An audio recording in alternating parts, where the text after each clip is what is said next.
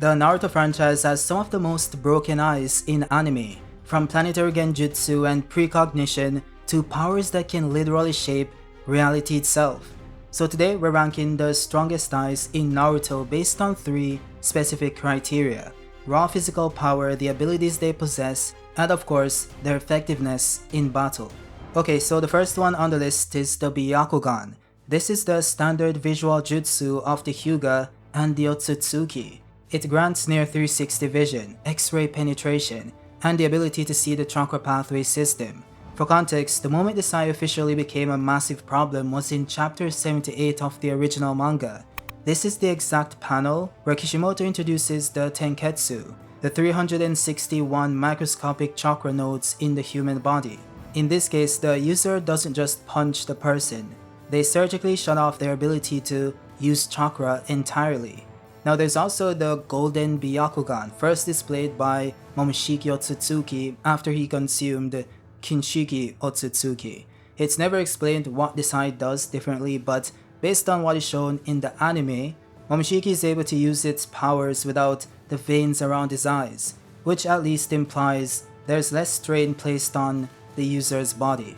Next up is Boruto's mysterious eye, the Jougan.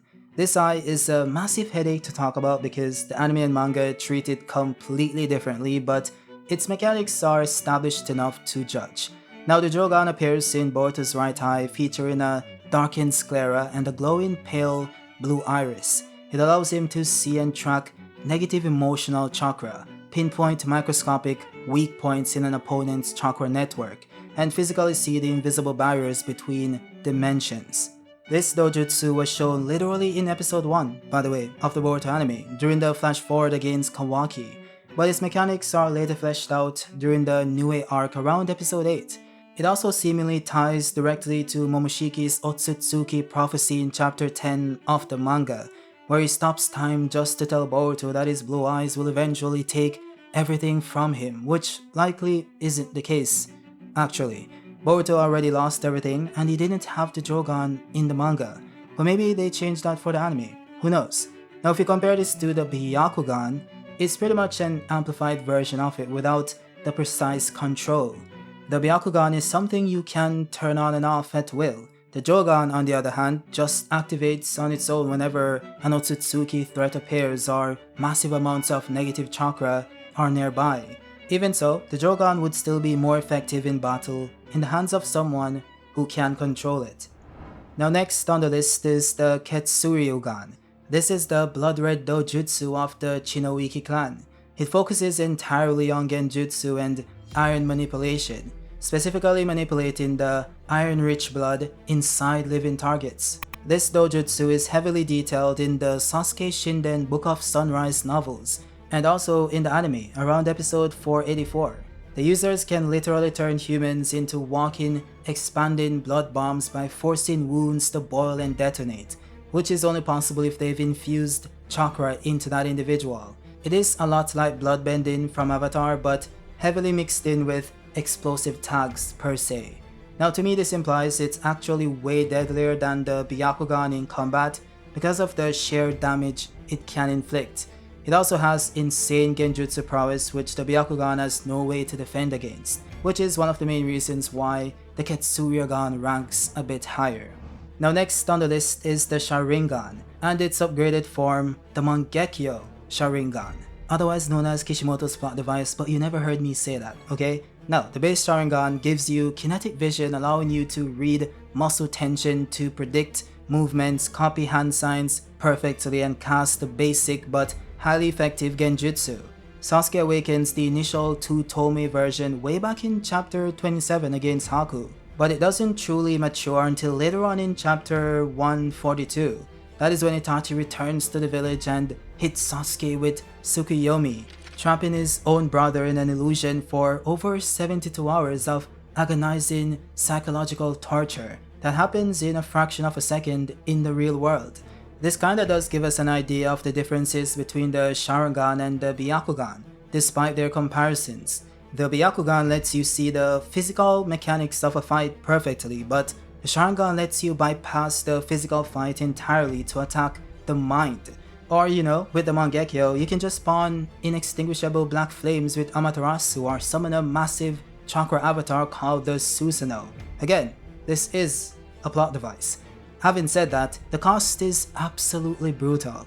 Upgrading from the base Sharingan to the Mangekyo is like winning a free Ferrari, but the steering wheel is covered in shattered glass. Sure, you can go incredibly fast, but you permanently bleed to death. Or in this case, go completely blind the more you drive. The only way to fix the bleeding is to steal a close relative's eyes to unlock the Eternal Mangekyo, which by the way is just a one-way process. You cannot just swap eyes with your siblings, one of you will end up blind. Unless, of course, you get some Hashirama cells, the other plot device. So you can see they have a really good relationship. Now I'd still have the Mangekyo and the base Sharingan above the Ketsuryogan. Because while the Ketsuryogan is more deadly than the base Sharingan, it isn't more effective in battle.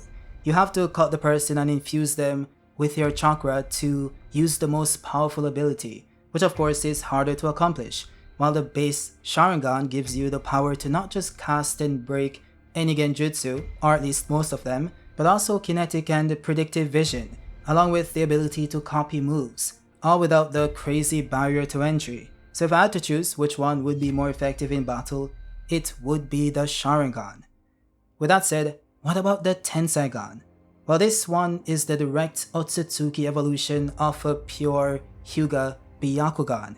It is awakened when one of the Walmart Otsutsukis from the Moon branch physically implants a pure Byakugan from the side branch Hyuga on Earth.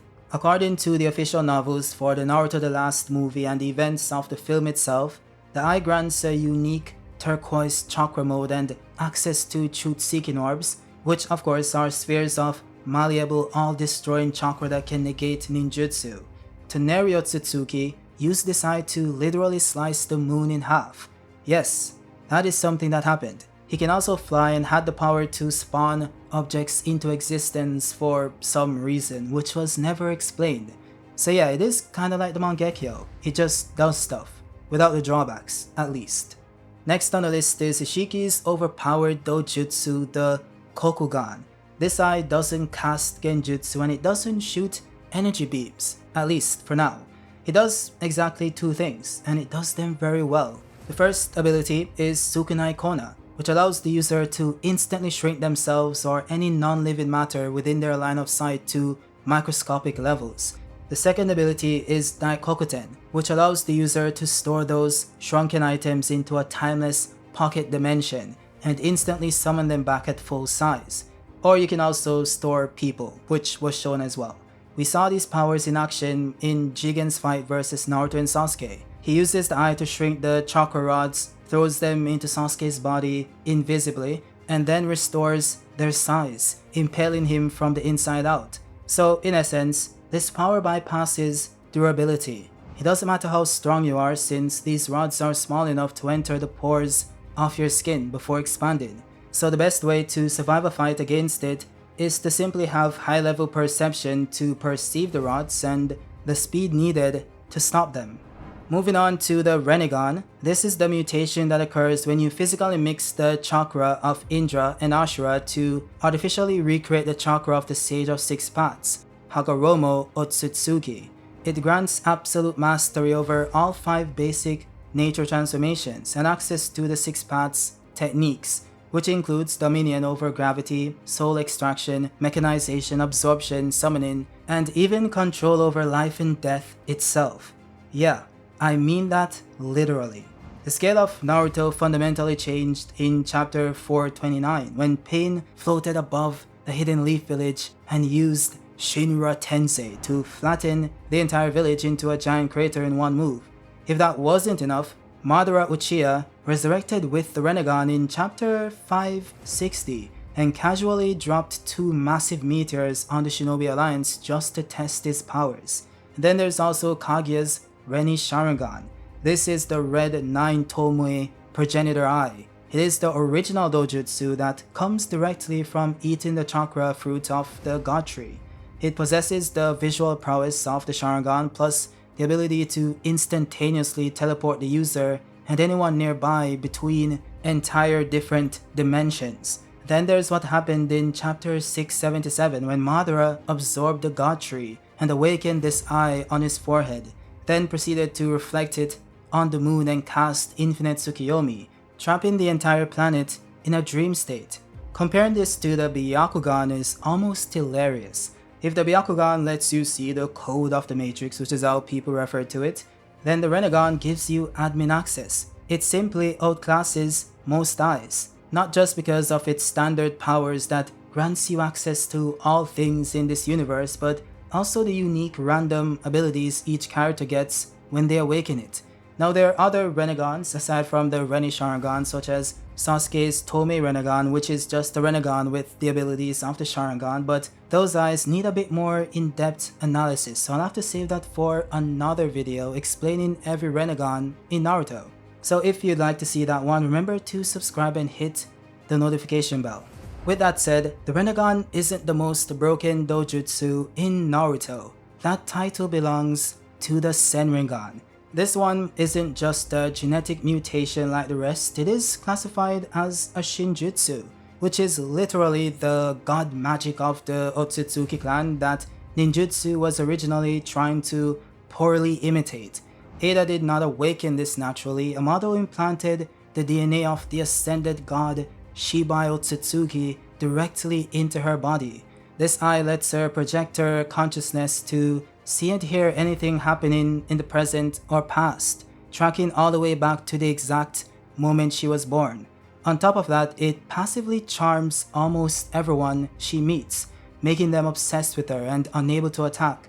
But its real power is omnipotence. In chapter 79, she used this god tier ability to literally rewrite the memories of the people on the entire planet, completely swapping the lives of Boruto and Kawaki, and framing Boruto as the villain who killed the Hokage. This omnipotence ability is stated to have the power to make anything real, and even create worlds. In fact, it's also said that omnipotence was used to create the current world, including everything within it, which I assume includes life itself. Now Eida hasn't shown the ability to do this since she isn't an Otsutsuki, so she can't control it. At this point in time, it only works randomly based on her deepest desires, which of course is a significant nerf. But the eye by itself and what it can do is the most broken dojutsu ever in this franchise. The will to make anything real. That's crazy. With that said, that is it for the video. Would you guys say that this is an accurate ranking? I did have some trouble with the Ketsuryogan and the Byakugan and base Sharingan because they kinda overlap, but I did give the others the edge over the Byakugan because they have genjutsu prowess, which of course is a very significant buff for any dojutsu. But I would understand if someone wanted to switch it around a bit, like having the Byakugan above the Ketsuryogan, because the Byakugan is really good in close quarter combat. So there's an argument to be made. Now as for the Jougan, I know some people are going to say, well, the Jougan is an Otsutsuki power and it's overpowered. But we haven't seen much from it, and based on what it has shown us so far, it just has the Byakugan powers maybe amplified to a certain extent. And the reason why I ranked it above the Byakugan despite it simply doing what the Byakugan does is simply because Boruto was able to see across dimensions, which was really weird, which I think the implication there is that it can see even farther than the Byakugan, which of course also has that ability to see way ahead. So I think just based on that display, the Jougan would obviously be a superior dojutsu to the Byakugan. But yeah, let me know your thoughts down below. If you guys liked it, drop a like if you're new, subscribe, and also consider becoming a member if you guys are enjoying the content. But yeah, I'll see you guys soon. Peace.